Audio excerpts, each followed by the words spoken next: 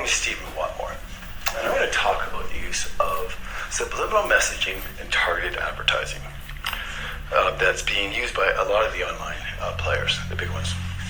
So here's what's happening. You go and search on Google, or you go and search, any type of activity on YouTube or whatever. We all know that this information is being passed around under activity online. You all sign those privacy policies and so on.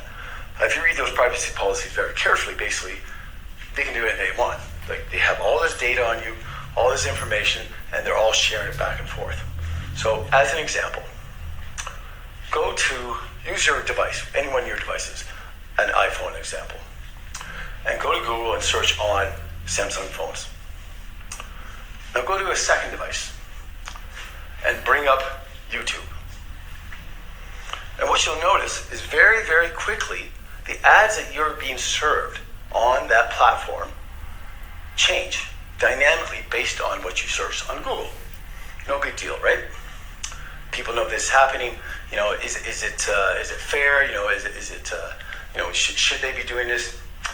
They've argued that many times and won many times that this is good for the user experience. Okay, well, I accept that, kind of. But then let's start talking about subliminal messaging. We've been down this road many times. They say you can't hear it. Subliminal messaging doesn't work. Nobody's ever proven it. And if you do any reading on subliminal messaging, what they'll say is it really doesn't work, sort of, unless there's an underlying desire. So what they're saying is, if you just hit that person with a message, a subliminal message, and there's no real underlying desire, it just kind of floats through. You never really pick it up, like you don't recognize it. And then you go, wait a minute. I just searched for a product on Google. I went to another platform, YouTube, and the ad changed. And the subliminal messaging that you're hearing in the content they're delivering also changes dynamically based on the ads it's serving. So all of a sudden, you're now having a Samsung advertisement being served to you, as well as a subliminal message based on that advertisement. So if you look at what's happening is you searched for a Samsung phone, so you've established a desire, meaning I'm probably interested in a Samsung phone. You go and watch a bunch of content on YouTube, and all of a sudden they're hitting all the users with this subliminal messaging, saying buy a Samsung phone, buy a Samsung phone, buy a Samsung phone, over and over and over again.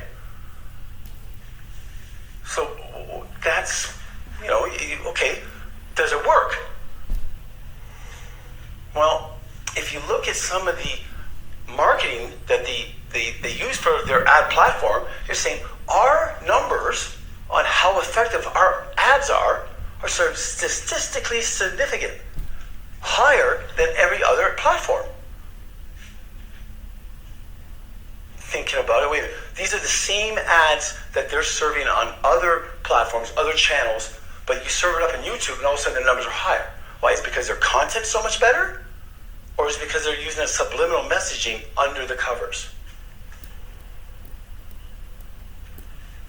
Was one arm of the organization talking to the other arm of the organization?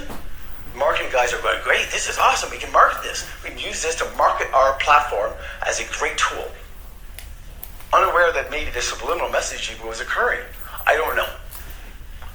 But it's obviously a question that needs to be answered. And is it fair? Is it fair that they're doing this to the consumers, to the public,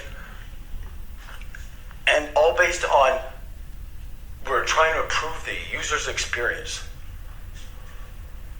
Or is it the experience they get when they look at their bottom line?